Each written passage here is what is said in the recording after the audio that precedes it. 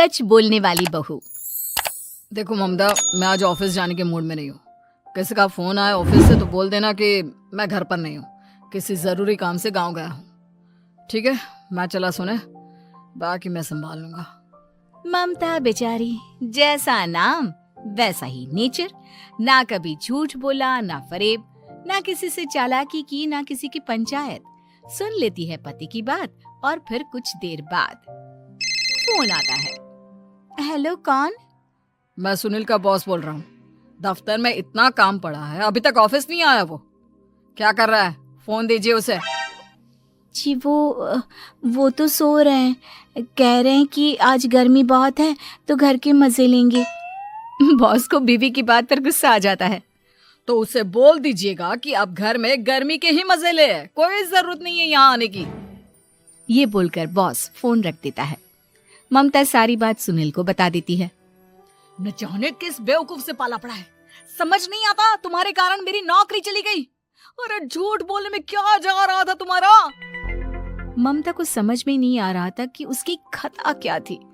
अरे जो है वही तो बोला। फिर एक रोज, बहू, अरे ओ बहू, कहाँ है तेरा पति? इस महीने घर के खर्चे के पैसे भी नहीं भेजे। क्यों, माँ बाप की फिक्र खत्म हो गई है क्या उसे? पाए लागू माँ जी, वो ये बोल रहे थे कि माँ को क्या है, घर का राशन, खेत का पैसा, मवेशी का दूध, फिर भी न जाने क्यों मेरे सर पर भार देकर बैठी है। तभी सुनील ममता के मुंह पर हाथ रख देता है। क्यों रे कलमुँह है, हटा बहू के मुंह से हाथ। अरे क्या क्या बोलता है तू? वो तो इसकी झूठ बोलने की आदत नहीं है, इसलिए पता चल रहा है। देख मेरी सास कितनी शरीफ है। हाँ, तेरी माँ तो मोहल्ले की बदमाश है ना, और तेरी सास शरीफ है। बेटा ममता को देखता है और गुस्से से बोलता है। अब खड़ी खड़ी देख क्या रही हो? और भी कुछ कहना है क्या? माँ आई है ना, जाकर छाछ ले आ ठंडी वाली। ममता अंदर चली जाती है। माँ, इसके सच बोलने की आदत के कारण मेरी नौकरी जाते जाते रह गई। वो तो मैंने अगले दिन जाकर पैर पकड़ लिए मालिक के, नहीं तो। सब जानता है बहू की आदत नहीं है झूठ बोलने की, तो तू शांत क्यों नहीं रहता? क्यों उसे झूठ बोलने को बोलता है? फिर एक रोज, बहू, जा अपनी पड़ोसन के पास और उससे बोल कि वो लाल वाली साड़ी जो उसने नए साल की पार्टी में पहनी थी, तुझे वो चाहिए। ना माँ जी, मुझे नहीं चाहिए। वैसे भी कल जिस शादी में जाना है ना, वहाँ के लिए तो मेरे पास काली साड़ी है। सास सर पर हाथ रखकर, अरे बुद्धू, मुझे चाहिए साड़ी। वैसे भी तुम लोगों में तो साड़ी का लेन देन चलता है ना, तेरी भी तो उसने पहनी थी ना। हाँ माँ जी, वो क्या है ना, हम दोनों के कपड़े एक दूसरे को आ जाते हैं। मैं ले आती हूँ आपके लिए साड़ी। बहू पड़ोसन के पास जाती है। कैसी हो निर्मला, तेरी लाल साड़ी चाहिए थी। क्यों? तू तो बोल रही थी कि तेरे पास काली वाली साड़ी है, तू वही पहनेगी, फिर लाल का क्या करेगी? अरे मैं तो काली ही पहनूंगी, लेकिन मेरी सास ने देखी थी तेरी लाल साड़ी, वो नए साल की पार्टी में तूने पहनी थी ना, तो इसलिए वो मांग रही है। ये सुनकर पड़ोसन थोड़ा परेशान हो जाती है। देख ममता, तेरे लिए तो मैं एक बार को साड़ी दे भी देती, लेकिन तेरी सास के लिए नहीं। वो क्या है ना, तू तो जानती है कितनी गंदी आदत है तेरी सास की, खाया पिया सब कपड़े पर ही पोंछ देती है। मेरी लाल साड़ी बहुत महंगी वाली है, पता चले उस पर हल्दी तेल का निशान लगा हो। ममता घर आ जाती है खाली हाथ। ममता को देखकर, नहीं देना उसका लूटी ने साड़ी। अब आए तुझसे लेने तेरा सामान, अच्छे से बताती हूँ। माँ जी, वो क्या है ना, मुझे तो वो दे रही थी, लेकिन आपके नाम पर नहीं दी। अरे किसने बोला था मेरा नाम लेने को? बोल देती तुझे पहनना है, लेकिन ना, तू तो ठहरी सच की देवी। न जाने सास क्या सोचती है और हंसने लगती है। अरे माँ, क्या हो गया?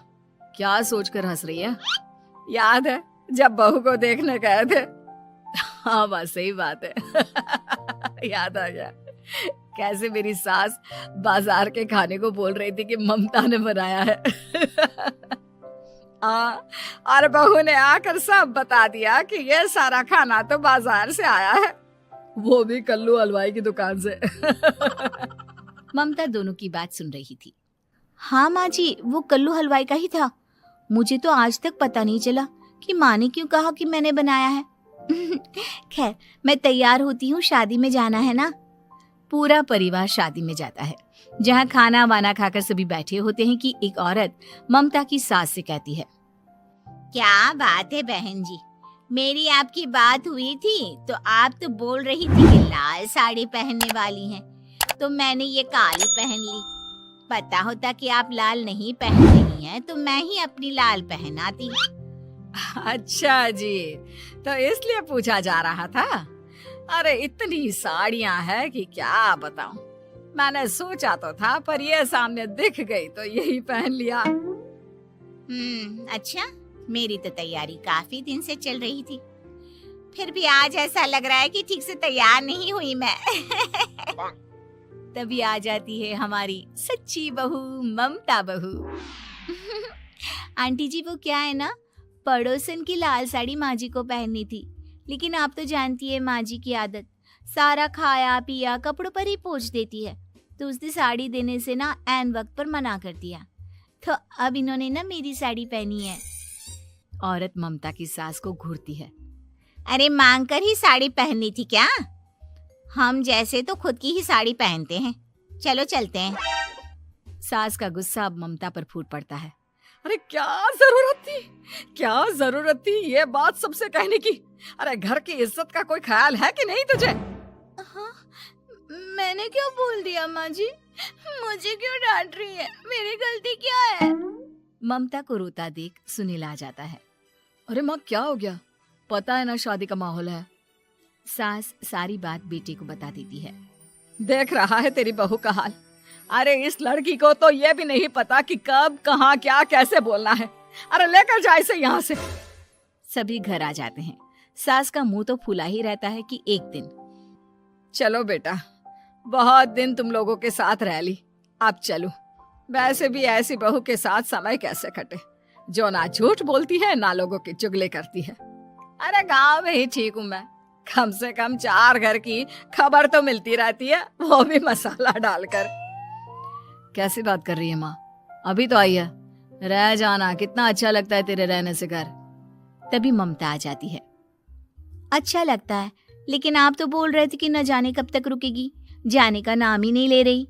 जाए तो कम से कम घर में थोड़ा सा फ्री सा तो फील करूं, यही बोल रहे थे कल माँ जी आपके लिए।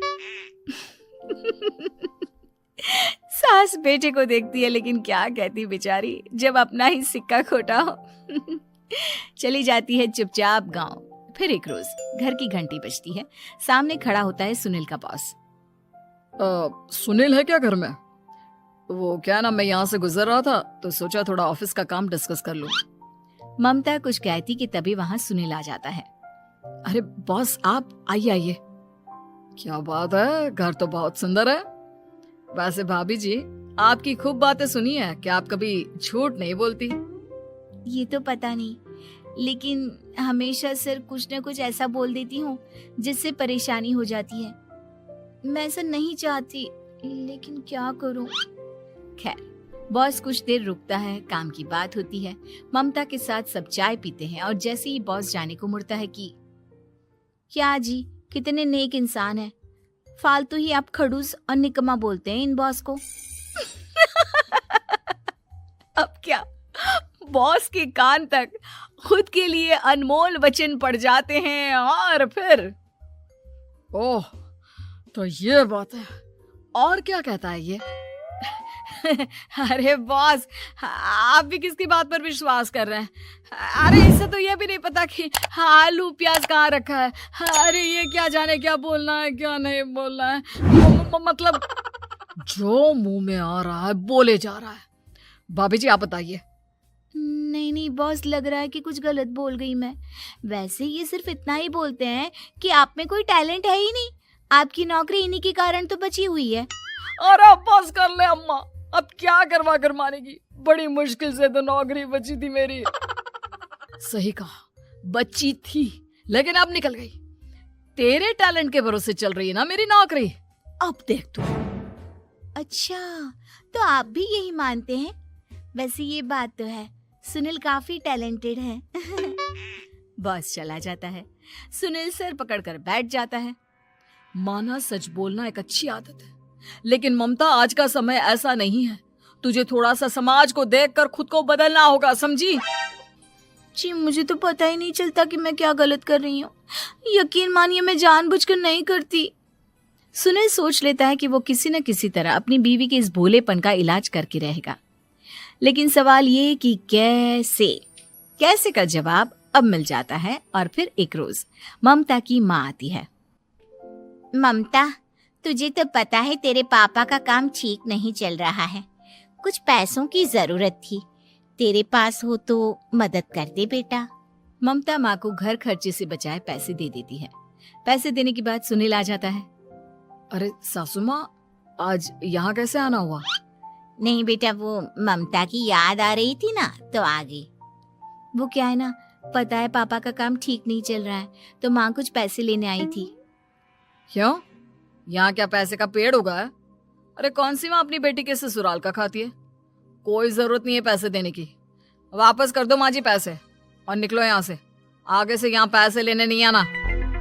सुनील ये बोलकर निकल जाता है। उसके जाने के बाद, बेटा ममता, तूने मेरी बेइज्जती कराने के लिए यहाँ बुलाया था क्या?